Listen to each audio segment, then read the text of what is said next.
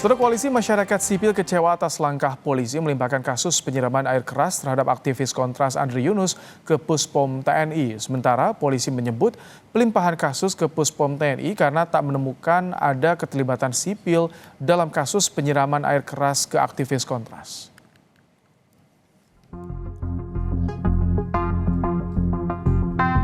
Polda Metro Jaya melimpahkan kasus penyiraman air keras aktivis Kontras Andri Yunus ke Puspom TNI. Hal itu diungkapkan di Reskrimum Polda Metro Jaya Kombes Iman Imanuddin saat rapat dengar pendapat umum bersama Komisi 3 DPR RI. Polisi menyebut hasil penyelidikan tidak menemukan adanya keterlibatan sipil dalam kasus ini hingga melimpahkan berkas ke Puspom TNI. Setiap penegakan hukum yang kami lakukan tentunya selalu berbasis pada fakta hukum yang diperoleh dari proses penyidikan. Tadi kami sudah sampaikan bahwa proses penyerahan kepada Puspom sudah kami lakukan dan sampai dengan proses penyerahan kami belum menemukan adanya keterlibatan dari sipil sampai dengan proses penyerahan. Koalisi Masyarakat Sipil mengaku kecewa atas pelimpahan kasus penyiraman air keras terhadap aktivis Kontras Andri Yunus dari kepolisian ke Pusat Polisi Militer TNI. Yayasan Lembaga Bantuan Hukum Indonesia YLBHI menilai pelimpahan itu sebagai langkah yang cacat hukum. Kok jadi seperti ini? Ini sangat mengecewakan ketika ada pelimpahan perkara ke Puspom. Padahal belum sama sekali terungkap siapa yang menyuruh, ya, aktor intelektualnya, siapa yang mendanai, dan ini apakah operasinya seperti apa, itu kami kecewa. Dan kami mendorong sebenarnya tadi di Komisi 3 untuk tidak berhenti penyelidikan kepolisian di sini saja gitu.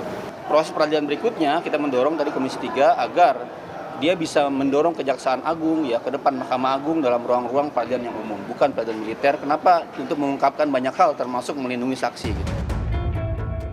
Komisi 3 DPR juga mengkritik pelimpahan kasus penyiraman air keras Andri Yunus kepada Puspom TNI. DPR mengingatkan penyelidikan sepihak kasus penyiraman air keras Andri Yunus oleh TNI bisa menjadi presiden buruk jika prosesnya tidak transparan. DPR menyebut Presiden Prabowo telah meminta agar polisi dan TNI bersama-sama mengusut kasus ini. Pihak kepolisian telah melimpahkan kasus ini kepada otoritas militer, Puspom militer. Kami ingin dapat gambaran jelas atas dasar apa ini dilimpahkan. Padahal Pak Presiden telah menyatakan dengan sangat tegas dan memberikan penugasan tidak saja kepada TNI tapi juga kepada Polri. Penegakan hukum menjadi lemah, terjadi perlambatan penanganan kasus, dan bahkan mungkin pada waktunya ketika penegakan hukum dilakukan dengan pendekatan yang amat sangat rendah. Misalnya dipecat saja kemudian tidak diikutkan dengan peradilan umum dan seterusnya. Setelah Puspom TNI menetapkan 4 anggota BAIS menjadi tersangka pelaku penyiraman air keras Andri Yunus, Kepala Badan Intelijen Strategis Letjen Yudi Abrimantio menyerahkan jabatannya sebagai bentuk tanggung jawab. Jadi kami perlu sampaikan di sini sebagai bentuk pertanggungjawaban,